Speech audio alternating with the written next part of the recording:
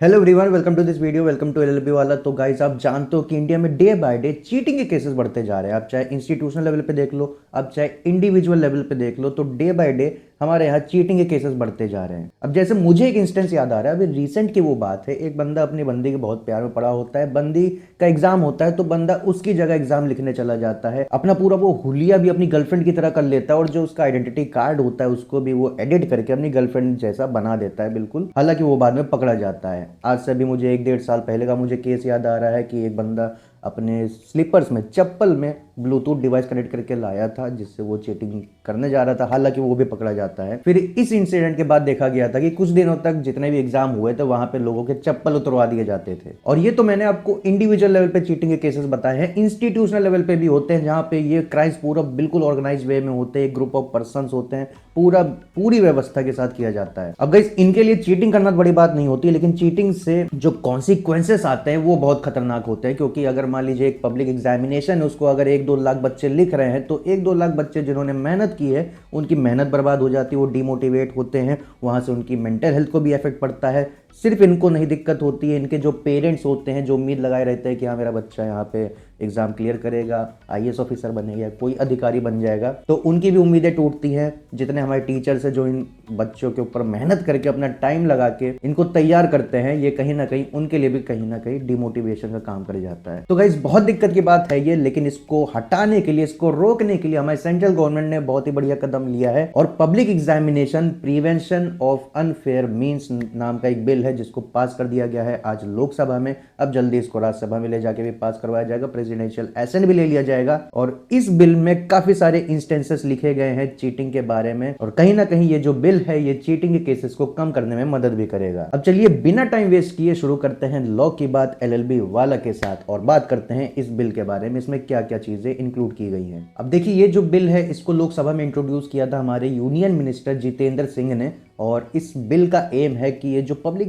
Examination में ये जो अनफेयर मीन्स होते हैं उनको रोका जाए। अब यहाँ पे पब्लिक एग्जामिनेशंस वो एग्जामिनेशंस है जो हमारी पब्लिक अथॉरिटीज कंडक्ट करवाती है। जैसे आप एग्जांपल ले सकते हैं UPSC, RRB, IBPS, SSC, NTA etcetera etcetera, ये सारी एजेंसीज इसके अंदर कवर्ड है। और इसके अलावा और भी हमारी सेंट्रल गवर्नमेंट्स की जो अथॉरिटीज हैं, उनके जो ऑफिसेस हैं जो रिक्रूटमेंट कराते हैं, वो सब इसके अंदर कवर्ड रहेंगे। अब चलिए ऑफेंसेस के बारे में बात करते हैं जिनको इस बिल में इंक्लूड किया गया है, कि अगर कोई व्यक्ति या ग्रुप ऑफ पर्सन उनको अगर कमिट करता है तो उसको क्या क्या सजा मिलेगी। तो पहले तो ये जो मैंने अनफेयर मीन्स बताई जिसकी वजह से सजा दी जाएगी, उसका मतलब जान लेते हैं।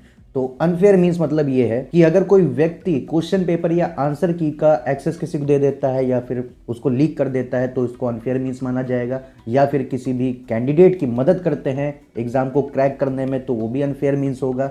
या फिर जो कंप्यूटर नेटवर्क होता है या रिसोर्सेस होते हैं जो कि यूज होते हैं उस पब्लिक एग्जामिनेशन को कंडक्ट करवाने के लिए, अगर उसके साथ टैंपर करने की कोशिश करते हैं तो वो भी अनफेयर मीन्स होगा। और जो मेरिट लिस्ट होता है या फिर शॉर्ट लिस्टिंग के लिए जो डॉक्यूमेंट्स होते हैं उनके साथ अगर कोई टैंपर करता है तो उसको भी अनफेयर मीन्स माना गया है। इनफैक्ट गाइस, कुछ केसेस ऐसे देखे गए हैं कि कुछ केसेस ऐसे हुए हैं जहां पे ये जो चीटिंग माफियाज होते हैं वो अपना खुद का एक फेक एग्जामिनेशन करा देते हैं, फेक एडमिट कार्ड्स बांट देते हैं और फेक ऑफर लेटर्स भी जारी कर देते हैं चीटिंग करने के लिए, जिससे वो लोग काफी मोटा पैसा कमाते हैं। तो उसको भी अनफेयर मीन्स माना गया है। इसके अलावा गाइस, एग्जाम से रिलेटेड एग्जाम के समय से पहले कोई भी उसकी कॉन्फिडेंशियल इंफॉर्मेशन किसी को भी शेयर नहीं कर सकता है, या फिर अगर एग्जाम चल रहा है तो एग्जाम के बीच कोई भी बीच में जाके डिस्ट्रप्शंस नहीं क्रिएट कर सकता है। और अगर गाइस ऐसा कोई करता है तो उसको इस बिल के हिसाब से 3 से 5 साल की सजा हो सकती है, प्लस उसको 10 लाख का फाइन भी भरना पड़ सकता है। इसके अलावा गाइस, जो सर्विस प्रोवाइडर्स होते हैं, वेरियस सर्विस प्रोवाइडर्स होते हैं जो अपनी सर्विसेज को ऑफर करते हैं इन पब्लिक अथॉरिटीज को, ताकि वो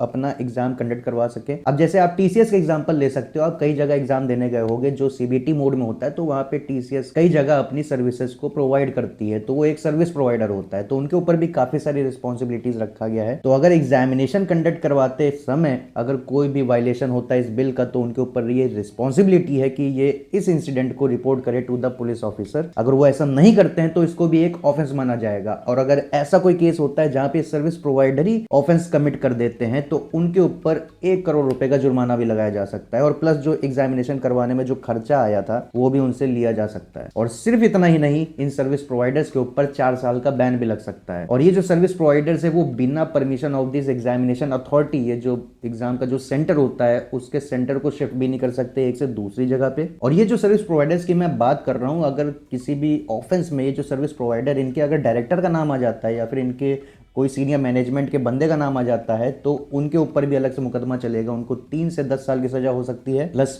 उनके ऊपर 1 करोड़ का फाइन भी लगाया जा सकता है। और इसके अलावा गाइस जो ऑर्गेनाइज क्राइम्स होते हैं, जो काफी ज्यादा हीनस होते हैं, ये ऐसे क्राइम्स होते हैं जहां पे एक ग्रुप ऑफ पर्संस मिलकर क्राइम कमिट करते हैं फॉर अ कॉमन इंटरेस्ट। तो इस केस में गाइस इस बिल में जो सजा है वो काफी ज्यादा स्ट्रांग रखी गई है। तो अगर कोई भी पर्सन अगर ऑर्गेनाइज क्राइम में अगर दोषी पाया जाता है तो उसके ऊपर 5 से 10 साल की सजा हो सकती है। और फाइन के बारे में अगर मैं बताऊं तो कम से कम 1 करोड़ रुपए का फाइन भरना पड़ेगा। इसके अलावा अगर कोई इंस्टीट्यूशन इस ऑर्गेनाइज क्राइम का अगर हिस्सा बनती है तो उसकी जितनी भी प्रॉपर्टी उसको अटैच किया जा सकता है, उसको जब्त भी किया जा सकता है। प्लस जो एग्जामिनेशन हुआ है जिसको कंडक्ट करवाने में काफी सारे पैसे लगते हैं वो भी उनसे रिकवर किए जा सकते हैं। और गाइज ये जितने भी ऑफेंसेस मैंने आपको बताए ये सब कॉग्निजेबल इन नेचर है, मतलब यहाँ पे बिना वारंट आपको पुलिस अरेस्ट कर सकती है। प्लस नॉन बेलेबल है, मतलब अरेस्ट होने के बाद आपको जल्दी बेल भी नहीं मिलेगी।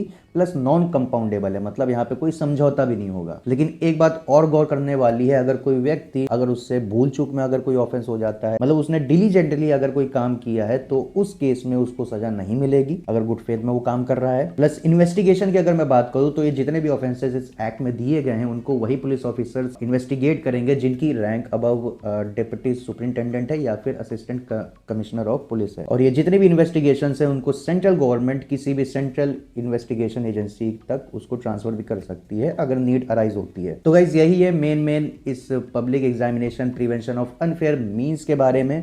और ये कोई पहला बिल नहीं है बल्कि एक मॉडल ड्राफ्ट की तरह है, क्योंकि हमारे जो वेरियस स्टेट्स है जैसे उत्तराखंड है, गुजरात है, राजस्थान हो गया, उनके खुद से अलग से पहले से एंटी चीटिंग बिल उनके पास हैं। तो ये जो बिल सेंट्रल गवर्नमेंट लेके आई है तो ये एक मॉडल ड्राफ्ट की तरह काम करेगा। इसको स्टेट्स अपनी मर्जी डिस्क्रिप्शन के हिसाब से इसको अप्लाई कर सकते हैं। बाकी ये जो इन्फॉर्मेशन मैंने इस वीडियो में दी है इस बिल के बारे में, ये मोटा मोटा मैंने आपको बता दिया है ये बिल क्या है, यहाँ पे कौन कौन से ऑफेंसेस कवर्ड है, क्या उसके लिए पनिशमेंट है, इन्वेस्टिगेशन के बारे में आपको थोड़ा बहुत बता दिया है। बाकी अगर आपको डिटेल में इसके बारे में जानना है तो 11 पेज का इसका डॉक्यूमेंट है, ओरिजिनल टेक्स्ट है, उसकी लिंक मैं नीचे अटैच कर दूंगा तो उसको आप चेकआउट कर सकते हो डेफिनेटली। तो अगर आपको ये वीडियो पसंद आई हो तो वीडियो को लाइक कर दीजिएगा। अगर कोई सुझाव हो या कुछ आपको कहना हो तो आप कमेंट सेक्शन में कह सकते हो। बाकी अगर चैनल पर नए हो तो आप चैनल को सब्सक्राइब भी जरूर कर दीजिएगा, घंटा भी दबा दीजिएगा, क्योंकि इंपॉर्टेंट वीडियोस टॉपिक के ऊपर ही मैं वीडियोस बनाता हूं तो आपको सबसे पहले उसका नोटिफिकेशन मिल जाएगा। बाकी टेक केयर, स्टे सेफ, जय हिंद।